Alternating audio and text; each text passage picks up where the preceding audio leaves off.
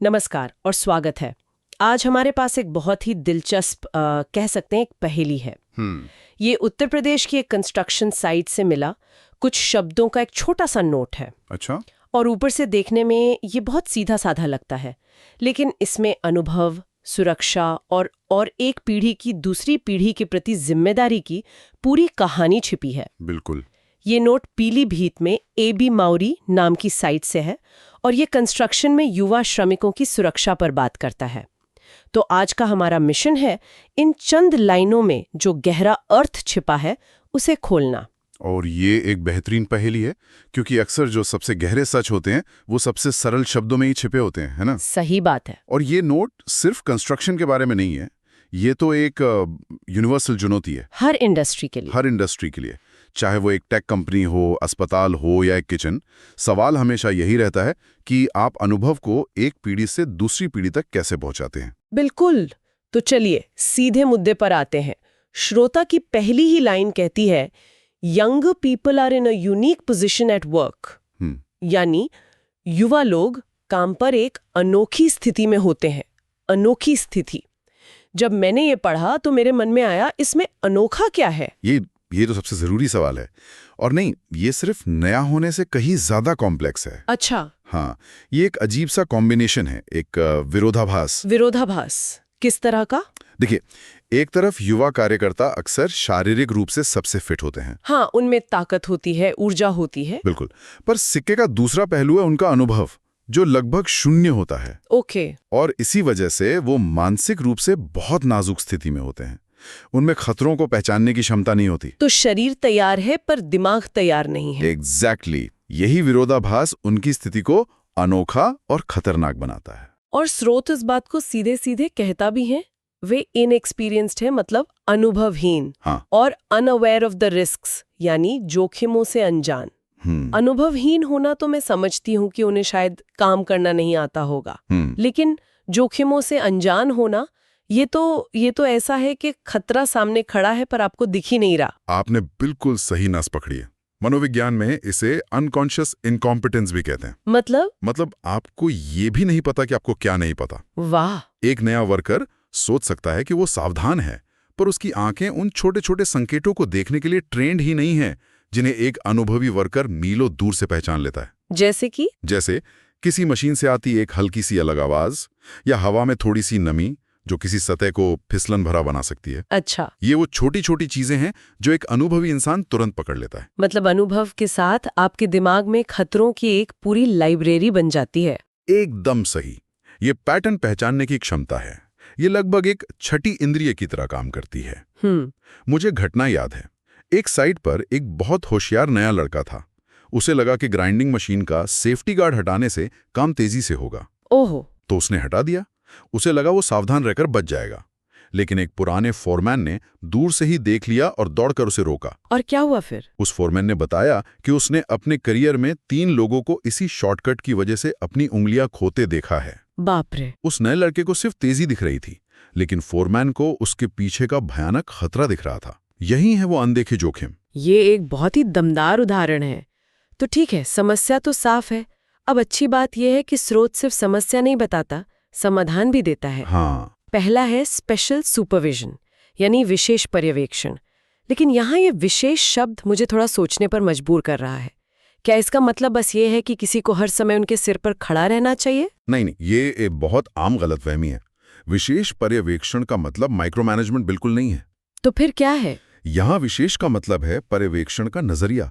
सामान्य पर्यवेक्षण कैसा होता है? आप कोई गलती करते हैं और सुपरवाइजर उसे ठीक करता है। हाँ, मतलब रिएक्शनरी होता है। बिल्कुल। लेकिन विशेष पर्यवेक्षण प्रोएक्टिव होता है, निवारक।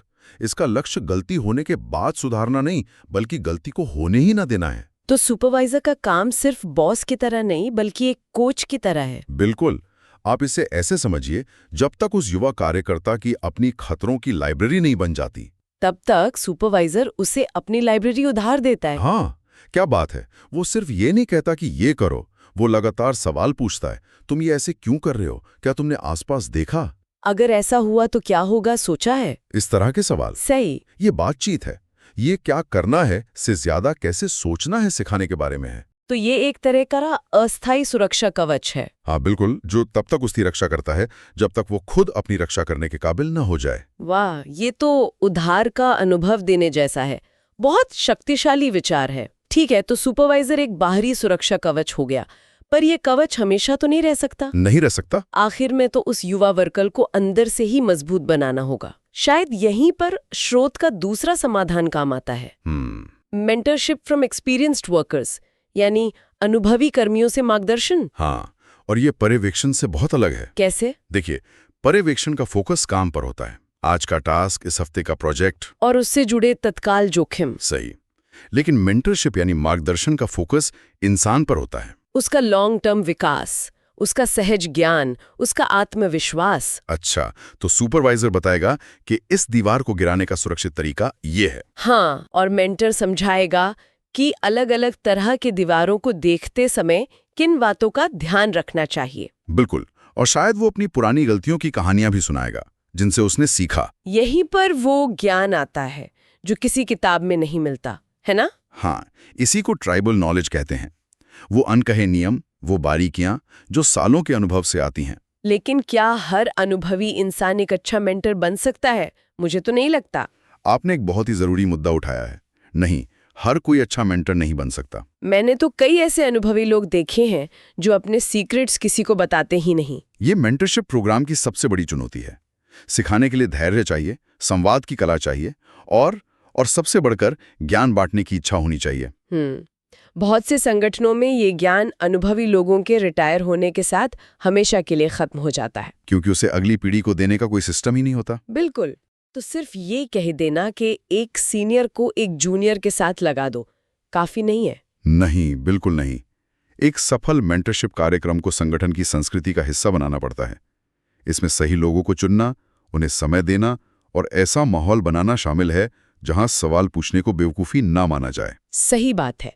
एक युवा वर्कर शायद अपने सुपरवाइजर से डर के मारे कोई छोटा सवाल ना पूछे, लेकिन एक अच्छे मेंटर के साथ उसका रिश्ता विश्वास पर आधारित होता है। और यही रिश्ता उसे सिर्फ एक काम करने वाले से एक सोचने वाले प्रोफेशनल में बदलता है।